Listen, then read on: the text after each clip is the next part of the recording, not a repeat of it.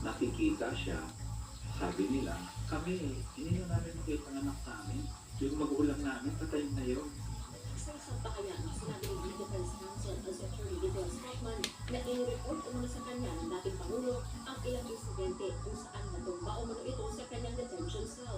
Sa isang insidente, nawalan umano ng malay si Duterte at kinailangan dalhin sa ospital kung saan siya sinuri para sa cranial and brain injury. Wala umano sa mga ito ang agad na ipinagbigay alam sa depensa o sa pamilya. Dulot ng pagod at kinakailangan ng kondisyon ng dating Pangulo na batid naman umano ng Administrasyong Marcos matapos bumisita ang kinatawan nito sa detention center.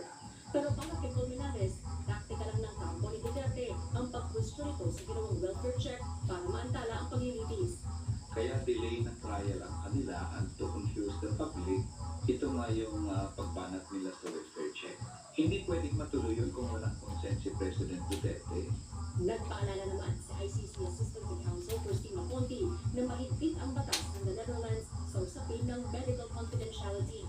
Ipinaliwanag ni Ponti na tanging healthcare providers na nag-aalaga sa isang pasyente ang may access sa medical records at hindi ito maaaring gamitin ng walang pahintulot. Dapat din anyang maunawaan ng mga kaanak at naimong panakot na at hindi tipikal na naiimpluwensyahan ng propaganda ay, o lunod. panawagan ang ICC Kumanbukaw. ng isang institusyon. Lunod na. Punto pa ni Conti, Lunod maaaring na. pag-backfire ang fake news at misinformation Actually, wala na. Ani, mani. kung paano malulunasan ang influence Bombay. ng dating Pangulo. Nanindigan naman ng GMA na naayon sa Rome Statute at international standards ang ginawang welfare check kay Duterte sa pamaraang profesional, walang panghihimasok at may paggalang. Tumanggi naman magbigay ng komento si ICC spokesperson Fariel Abdala sa kondisyong medical ni Duterte. Asin, di asin, anak. Na magic sarap. Ang mga kinakailangan Gamay ragod pud asin. para matiyak ang physical at psychological well-being ng lahat ng detainees. Kaya maluto, manyapo na. ABS-CBN News. Inilunyag ni Senate President Pro Tempore Patulo Lacson na aabot sa 100 bilyong pisong halaga ang insertions umano ng halos lahat umano ng mga senador sa 2025 national budget. Sinabi rin ni Lacson na posible ipatawag ng korte sina Orly Guteza, ang abogadong nagnotaryo sa kanyang sinumpaang salaysay, at posible si Senador Rodante Marcoleta para magbigay linaw sa issue. Nagpapatrol, Joe Manahan. Isang daang bilyong piso. Nanas bol. Ito ang halaga ng Pananaw, good ana. ng halos lahat umano ng mga senador sa 2025 national budget. Yan ang isiniwalat ni Senate President Pro Tempore Patulo Lacson at batay sa pagsusuri ng kanyang opisina. Ang mga alokasyong ito, classified for legal release o FLR. Ngitaw. The senator in the 19th Congress, nakita ko doon sa listahan.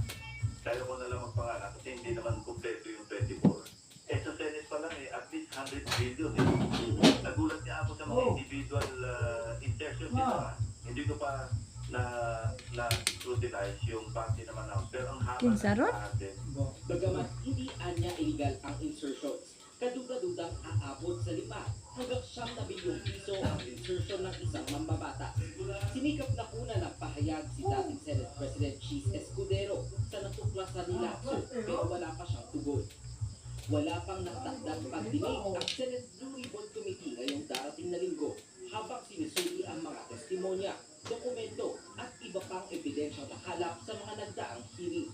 Sa ngayon, walang nakikitang problema sina Senator Lacson at Senator Rodante Marcoleta sa testimonya ng surprise witness na si Orly Guteza. Sinabi ni Guteza ang oath na naghukit siya ng mali-maletang cash sa mga bahay ni na dating House Speaker Martin Romualdez at ako Bicol Party List Representative Saldico.